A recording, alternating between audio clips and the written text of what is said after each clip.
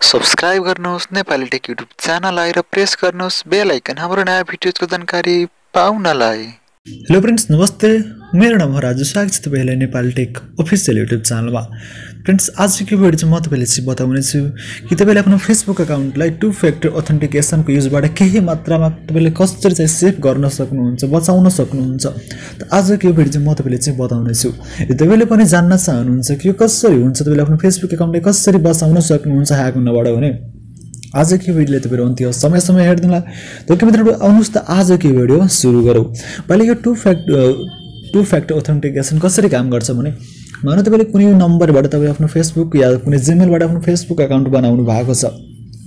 तपाईले कुनै व्यक्तिले आफ्नो पासवर्ड पनि दिदिनु भयो, कुन इमेलबाट कुन नम्बरबाट आफ्नो आइडी बनाउनु भएको छ त्यो पनि दिदिनु भयो। तर त्यो व्यक्तिले यदि तपाईले यो टु फ्याक्टर अथेन्टिकेसन तपाईले चाहिँ अन गर्नु भएको छ भने त्यो व्यक्तिले चाहिँ तपाईको फेसबुक अकाउन्टलाई चाहिँ लगइन गर्न सक्दैन। किनकि त्यहाँ चाहिँ लगइन गर्नको लागि एउटा चाहिँ कोड चाहिन्छ।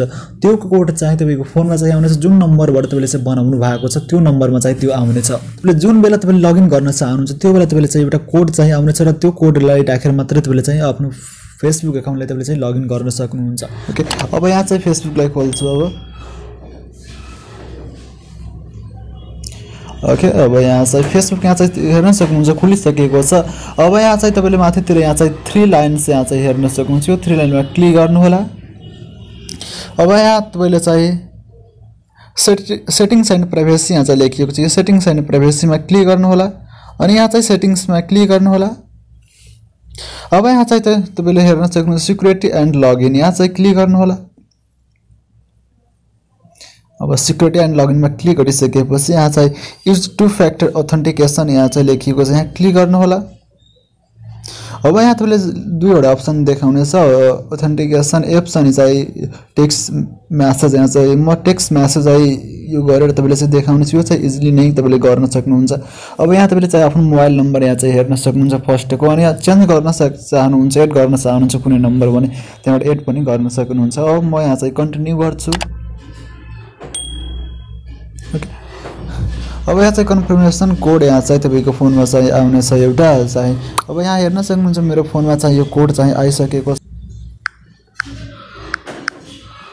अब यहाँ चाहिँ कन्टिन्यूमा म क्लिक गरिदिन्छु। अब यहाँ चाहिँ डन गर्छु। अब यहाँ तपाईले चाहिँ पासपोर्ट यहाँ चाहिँ सोध्छ, तपाईँ आफ्नो पासपोर्ट यहाँ चाहिँ राख्नु होला। ओके, म चाहिँ कपी गरेको थिएँ आफ्नो पासपोर्ट। अब यहाँ चाहिँ कन्टिन्यू गरिदिन्छु। यो तपाईँ पासपोर्ट बिर्सनु भएको छ भने त्यहाँबाट फर्गेट पनि गर्न सक्नुहुन्छ। यो तपाईँको फोनमा चाहिँ अन भइसकेको छ। अब यहाँ चाहिँ ब्याक गर्छु म, सिक्युरिटी एन्ड लगइन।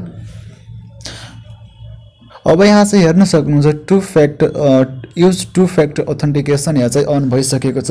अब म तपाईले चाहिँ एकचोटि यहाँ चाहिँ लगआउट गरेर लगइन गरेर तपाईले चाहिँ देखाउने छु। ओके, अब यहाँ चाहिँ म लगआउट गर्छु आफ्नो आइडीलाई। अब फेरि म यहाँ चाहिँ लगइन गर्छु। अब यहाँ चाहिँ म आफ्नो फोनको यहाँ चाहिँ फेसबुकको यहाँ चाहिँ पासवर्ड यहाँ चाहिँ पेस्ट गर्नेछु। Okay, paste. अब यहाँ चाहिँ लगइन गरिदिनेछु।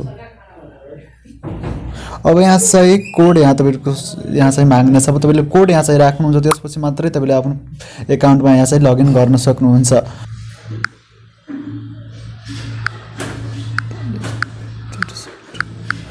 अब यहाँ चाहिँ लगइन म गरिदिन्छु।